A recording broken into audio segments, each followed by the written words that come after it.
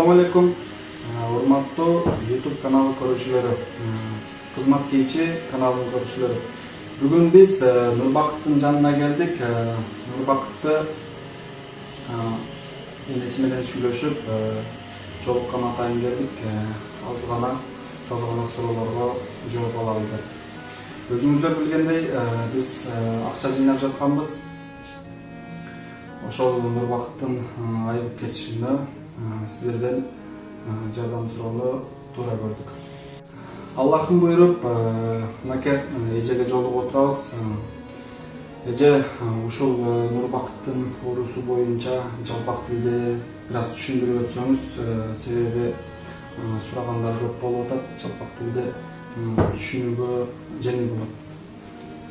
Урматтуу кыргыз элим, мен балам Майрамбеков Нурбакыт 15 февраль 2016 жылы төрөлгөн. Төрөлгөндө саламаттыгы аябай жакшы болчу, чуркап, балдардай эле кадимгидей чуркап жүргөн бала болчу.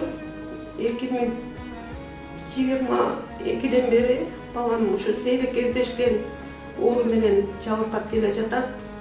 Кыргызстанда бул ооруну дарылай алышпагандан биз Новосибирск шаарына келип 3 жылдан бери балдарым болуп эмгектенип дарылатып келдик. 2024 жылы бизге миллион баланын адамдын ичинен 1-2 гана адамга кездеше турган венерный дерматомиозит идиопатический синдромом деген диагноз койду. Бул диагноз кыргызчалап айтканда бул терини гана жабыркатпастан булчуңдарды, боорду, бөйрөктү, өпкөнү жабырката турган оору экен.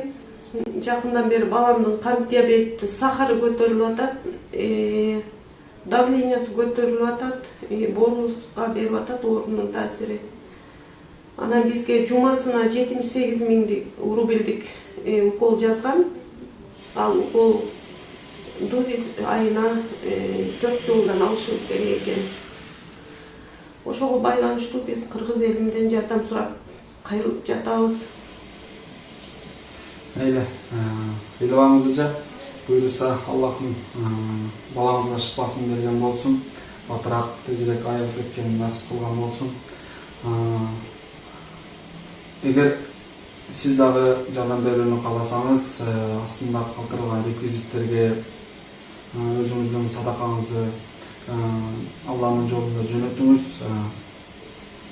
Сыноолор өтөт кетергеле, абалыңды сурай турган, бул күндө адамга адам керек.